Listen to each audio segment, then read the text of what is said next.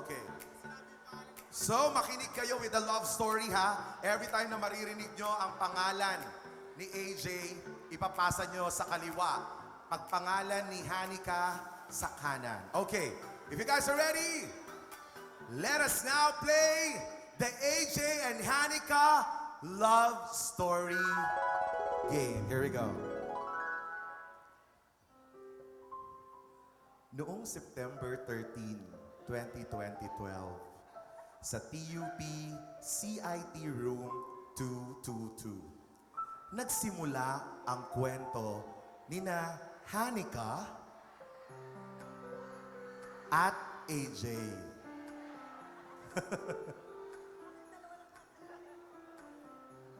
Ang isang kwento na parang eksena sa isang romantic comedy. Naimbitahan si AJ sa isang fellowship, isang event na regular namang dinadaluhan ni Hanika. Dumating si AJ. AJ, kasama ang kanyang dalawang kaibigan at naupo sila sa likod ni Hanika. Kahit hindi pa nagsisimula ang fellowship, todo na si AJ sa pagpapapansin kay Hanika. Pero walang effect ni hindi siya napansin ni Hanika. Kaya naman, inisip niya na baka suplado o snub ito. Ang hindi niya alam, wala talagang idea si Hanika na nandun siya dahil ang kinakausap niya ay ang kaibigan niya. Habang patapos ang fellowship, tahimik ang buong room para sa announcements. Biglang nag-joke si AJ. AJ, nagtawanan ang lahat. Kabilang si Hanika. Dahil sobrang benta ng joke, napalingon si Hanika para hanapin kung sino ang nag-joke. At doon ni Hanika nakita si AJ. Nagulat si Hanika kay AJ. Napansin niya kung gaano kapogi si AJ. AJ.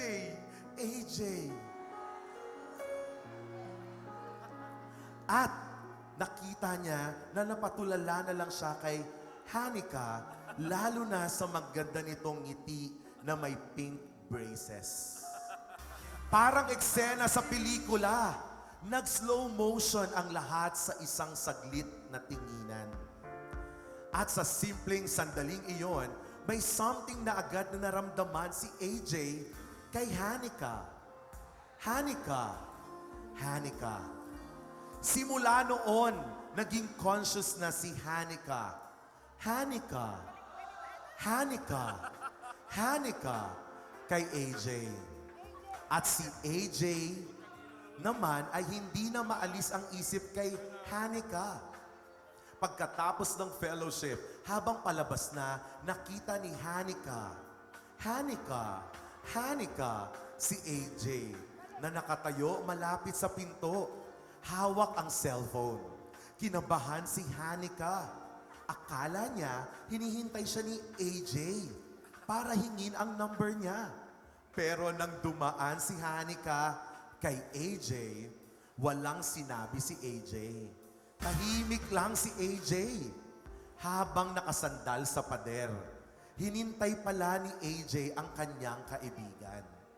Habang naglalakad palabas ng eskwelahan, si Hanika, kasama ang kanyang mga kaibigan, napansin niya si AJ ay nasa likod nila. Naglalakad din kasama ang kanyang barkada. Kinakabahan ulit si Hanika.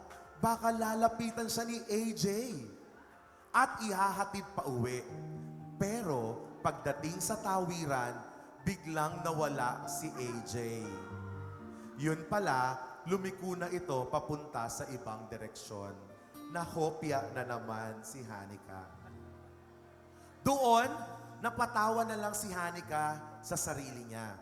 Realizing na medyo naging asyomera siya sa mga eksena ni AJ. Makalipas ang 1 linggo, habang nasa klase si Hanika, nakatanggap si Hanika, ng text message mula sa isang unknown number.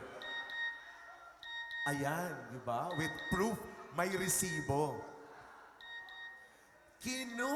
Kinutuban na si Hanika na baka si AJ yon.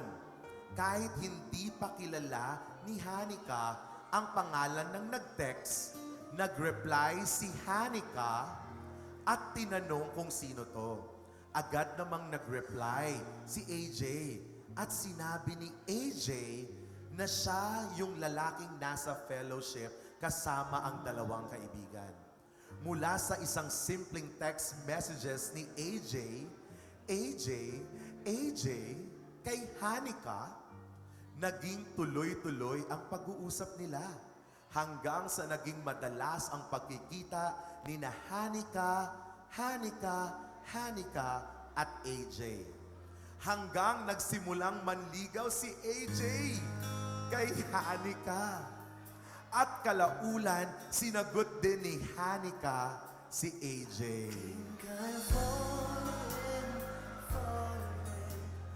Lumipas ang 12 taon ng pagiging magkasintahan ni AJ at Hanika. 12 taon na puno ng tawanan, lambingan at pagmamahalang patuloy na lumalalim sa bawat araw. Sa bawat pagsubok at tagumpay, mas lalo pang tumibay ang pundasyon ng pag-iibigan ni na AJ at Hanika.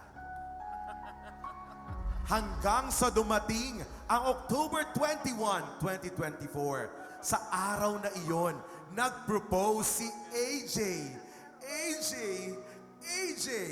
kay Hanika. At may ngiti at pusong puno ng pagmamahal nang sinabi ni Hanika ang matamis na yes. Matapos ang 1 taon na paghahanda, punong-puno ng puyatan, konting stress, maraming final na to. At kahit may mga unexpected na ganap tulad ng pangyayari at kaba-kaba moments gaya ng nangyayari sa Dubai, hindi pa rin natinag sa kanilang pagmamahalan sina AJ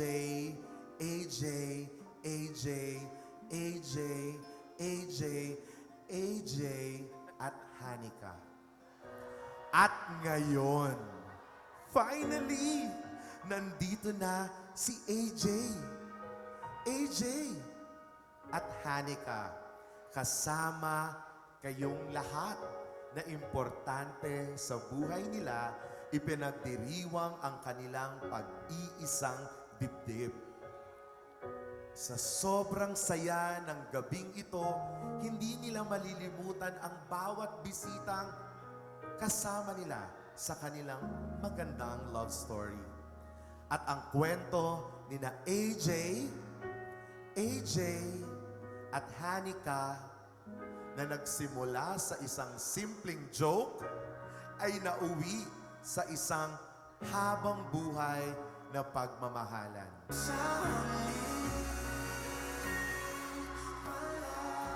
Wow! Sino may hawak ng mga envelope? Tayo! Wow! Palakpakan naman natin yung mga winners! Grabe! Napapasayaw pa si ate doon. Congratulations! Sa inyo na po ang prize na yan. Sana na-enjoy nyo ang love story ng ating couple. Thank you very much to everyone. Thank you. Ang swerte naman nung nanalo. Sino kaya nakakuha ng 1,000? Nakakauhaw pala tong game na to.